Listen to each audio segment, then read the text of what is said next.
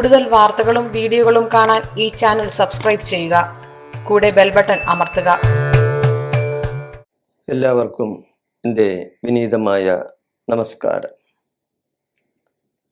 ഞാനിന്ന് പറയാൻ പോകുന്ന ജ്യോതിഷ വിഷയം കുടുംബക്ഷേത്രം അച്ഛൻ വഴിയാണോ അതോ അമ്മ വഴിയാണോ? ഇത് പലർക്കും സംശയമുള്ള ഒരു കാര്യം.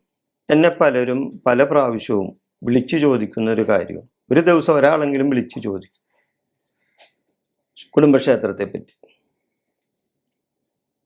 അപ്പോൾ കുടുംബക്ഷേത്രം അച്ഛൻ വഴിയാണോ അമ്മ വഴിയാണോ എന്ന് പലർക്കും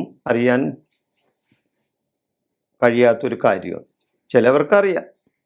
അറിയാവുന്നവരുണ്ട്, എന്നാൽ ഭൂരിപക്ഷം പേരും അറിയാൻ പാടില്ലാത്തവരാണ്. പലരും അമ്മ വഴിയാണ് കുടുംബക്ഷേത്രം എന്ന് കരുതി അവിടെ പോയി കാര്യങ്ങൾ ചെയ്യുകയും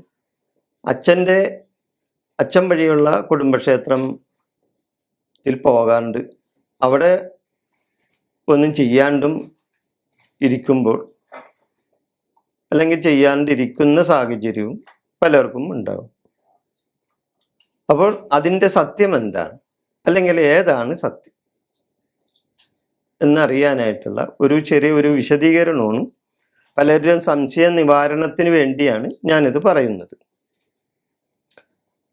കുടുംബക്ഷേത്രം എന്ന് പറഞ്ഞാൽ ശരിക്കും അത് അച്ഛൻ വഴി തന്നെയാണ്. കുടുംബക്ഷേത്രം അച്ഛൻ വഴി തന്നെയാണ്. കാരണങ്ങൾ ഞാൻ പറയാം. ഒരു പെൺകുട്ടിയെ വിവാഹം ചെയ്ത് ഒരു പുരുഷൻ അവൻ്റെ വീട്ടിലേക്ക് കൊണ്ടുവരികയാണ്, ഇല്ലേ? ഒരു വിവാഹ കർമ്മത്തോടെ ഒരു പെൺകുട്ടിയെ ഒരു പുരുഷൻ വിവാഹം ചെയ്ത് അവൻ്റെ വീട്ടിലേക്ക് കൊണ്ടുവരികയാണ്. ആ വിവാഹത്തോടെ ആ പെൺകുട്ടിക്ക് ആ വീടുമായിട്ടുള്ള ബന്ധം തീർന്നു പോരെയാണ്. പിന്നെ അവളുടെ വീട് ആ ഭർത്താവിൻ്റെ വീടാണ് എന്ന് വിചാരിച്ച് ഈ വിവാഹത്തിന് ശേഷം ഈ പെൺകുട്ടി അവരുടെ വീട്ടിൽ പോകണ്ടെന്നോ അല്ലെങ്കിൽ അവരുടെ അച്ഛനമ്മമാരെ കാണണ്ടെന്നോ അല്ലെങ്കിൽ അവിടെയുള്ള കുടുംബക്ഷേത്രങ്ങളിൽ പോകണ്ടെന്നോ എന്ന് അല്ല ഞാൻ പറയുന്നത്. അങ്ങനെ പറയണത് ശരിയല്ലല്ലോ. എന്നാൽ ഈ വിവാഹത്തോടെ ഭർത്താവിൻ്റെ വീട്ടിൽ വന്ന് കയറുന്ന പെൺകുട്ടിക്ക് പിന്നെ ആ ഭർത്താവിൻ്റെ കുടുംബമാണ് അവളുടെ വീട്, ഭർത്താവിൻ്റെ അച്ഛനുമാണ് അവളുടെ അച്ഛൻ, ഭർത്താവിൻ്റെ അമ്മയാണ് അവളുടെ അമ്മ, ഇല്ലേ? അങ്ങനെയല്ല ശരിയായ ഒരു നിലപാട്. അപ്പോൾ ഈ ഭർത്താവിൽ നിന്നും അവൾ വിവാഹം ചെയ്ത അവളുടെ ഭർത്താവിൽ നിന്നുള്ള സന്തതി പരമ്പരകളാണ് പിന്നെ അവിടെ ഉണ്ടാവുന്നത്, ഇല്ലേ? അപ്പൊ ആ സന്തതി പരമ്പരകളാണ് പിന്നീട് വരുന്ന സന്തതി പരമ്പരകളുടെ ക്ഷേത്രവും ഏത് വഴിയാണ്?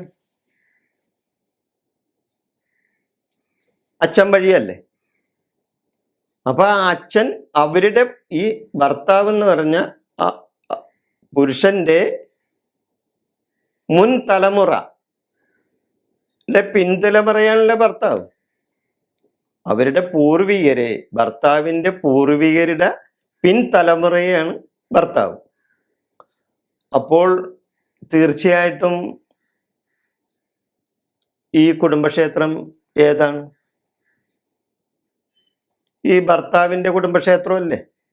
ഭർത്താവിൻ്റെ അച്ഛൻ, അപ്പൂപ്പൻ, അതിനു മുൻപുള്ള 7 തലമുറ ആരാധിച്ചു വരുന്ന ആ ദേവനും ദേവിയും ഇരിക്കുന്ന ക്ഷേത്രം, അതാണ് കുടുംബക്ഷേത്രം. നേരത്തെ വിവാഹത്തിന് മുമ്പ് സ്വന്തം വീട്ടിലെ അച്ഛനും അമ്മയ്ക്കുമുള്ള കുടുംബക്ഷേത്രങ്ങളുണ്ട്. എന്നാൽ വിവാഹത്തോടെ ഭർത്താവിൻ്റെ വീട്ടിലേക്ക് വന്നു കഴിയുമ്പോൾ പിന്നെ ആ പെൺകുട്ടിക്കും ആ ഭർത്താവിൽ നിന്നുള്ള സന്തതി പരമ്പരകൾക്കും അവരുടെ ഭർത്താവിൻ്റെ പൂർവികരിൽ നിന്നുള്ള പിൻതലമുറ എന്ന നിലക്ക് കുടുംബക്ഷേത്രം ഭർത്താവിൻ്റെ കുടുംബക്ഷേത്രം തന്നെയാണ്. അവിടെയാണ് ആദ്യം പോയി തൊഴേണ്ടത്. കുടുംബക്ഷേത്രത്തിൽ തൊഴാൻ പോകാതെ, ആ കുടുംബ പരദേവതയെ വന്ദിക്കാതെ മറ്റ് ദേവതകളുടെ അടുത്ത് പോവുകയും അല്ലെങ്കിൽ മറ്റ് ക്ഷേത്രങ്ങളിൽ പോയി വഴിപാടുകൾ ചെയ്യുകയും ചെയ്താൽ അത് ശുഭമാകില്ല. കാരണം ചെയ്യേണ്ട സ്ഥലത്ത് ചെയ്യേണ്ട കാര്യങ്ങൾ ചെയ്യാതെ മറ്റ് സ്ഥലത്ത് പോയി കാര്യങ്ങൾ ചെയ്താൽ അതെങ്ങനെ ശുഭമാവും? ഇല്ലേ? അപ്പൊ തീർച്ചയായിട്ടും ഒരു കുടുംബക്ഷേത്രം എന്ന് പറഞ്ഞാൽ അത് അച്ഛൻ്റെ തലമുറയിൽപ്പെട്ട ക്ഷേത്രം തന്നെയാണ്. അത് തന്നെയാണ് പിന്തുടർച്ചയായിട്ട് വരുന്ന തലമുറക്കാരുടെയും ക്ഷേത്രം. അതാണ് കുടുംബക്ഷേത്രത്തിനെ പറ്റി ഉള്ള ഒരു സംശയ നിവാരണത്തിന് വേണ്ടി ഞാൻ പറയുന്ന കാര്യങ്ങൾ. അതിന് പലർക്കും കുടുംബക്ഷേത്രം അറിയില്ല. ഈ അച്ഛൻ്റെ ആണെങ്കിലും അമ്മയുടെ ആണെങ്കിലും പലർക്കും കുടുംബക്ഷേത്രം അറിയാണ്ട് നടക്കുന്ന ആൾക്കാരുണ്ട്. അപ്പോൾ അത് എത്രയും പെട്ടെന്ന് അങ്ങനെയുള്ള ആളുകൾ എത്രയും പെട്ടെന്ന് അവരുടെ അച്ഛൻ വഴിയുള്ള കുടുംബക്ഷേത്രം കണ്ടുപിടിച്ച് അതിന് ആ കുടുംബക്ഷേത്രത്തിൽ ചെന്ന് അവിടെ അതിനനുസരിച്ചുള്ള പരിഹാരങ്ങൾ ചെയ്യണം. അതായത് പ്രായശ്ചിത്തം ചൊല്ലണം. ഇത്ര നാളും അവിടെ ചെല്ലാൻ സാധിക്കാതിരുന്ന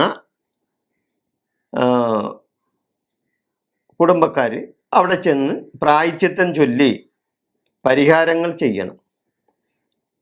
ദേവനാണെങ്കിലും ദേവിയാണെങ്കിലും ഭഗവാനെ, ഭഗവതിയെ, ഞങ്ങൾക്ക് തെറ്റുപറ്റിപ്പോയി, ഞങ്ങൾക്ക് ഇത് കണ്ടുപിടിക്കാൻ സാധിച്ചില്ല ഇതുവരെ, അപ്പം അതുകൊണ്ട് ഇവിടെ വരാതിരുന്നതിലും അതേപോലെ ഇവിടെയുള്ള വഴിപാടുകളിലും അതേപോലെയുള്ള ക്ഷേത്ര സംബന്ധമായ കാര്യങ്ങളിലൊന്നും ഞങ്ങൾക്ക് സംബന്ധിക്കാൻ സാധിക്കാതെ വന്നതിനാലും ഉള്ള ആ ദോഷങ്ങളെല്ലാം ഞങ്ങളിൽ നിന്നും മാറ്റിത്തരണേ എൻ്റെ ഭഗവാനെ അല്ലെങ്കിൽ ഭഗവതിയെ എന്ന് നല്ലപോലെ മനസ്സിരുത്തി പ്രാർത്ഥിച്ച് അവിടെ പ്രായശ്ചിത്തം ചൊല്ലി വഴിപാട് സമർപ്പിച്ചാൽ നിങ്ങളുടെ കുടുംബത്തിൽ വരുന്ന പല ദുരിതങ്ങൾക്കും ഒരു പരിധിവരെ പരിഹാരങ്ങളാവും. അപ്പം കുടുംബക്ഷേത്രത്തിൽ പോകാതെ മറ്റ് ക്ഷേത്രത്തിൽ പോയി വഴിപാട് നടത്തി നിങ്ങൾ പണം അനാവശ്യമായി കളയരുത്. കുടുംബക്ഷേത്രത്തിൽ ചെയ്തതിന് ശേഷം മറ്റു ക്ഷേത്രങ്ങളിൽ ചെയ്താൽ ഫലം കിട്ടുള്ളൂ. അത് പ്രത്യേകം ആളുകൾ ഒന്ന് ശ്രദ്ധിച്ചാൽ വളരെ നല്ലതായിരിക്കും. ഈ വിഷയം ഞാനിവിടെ അവസാനിപ്പിക്കുന്നു. നിങ്ങൾക്ക് നന്ദി, നമസ്കാരം.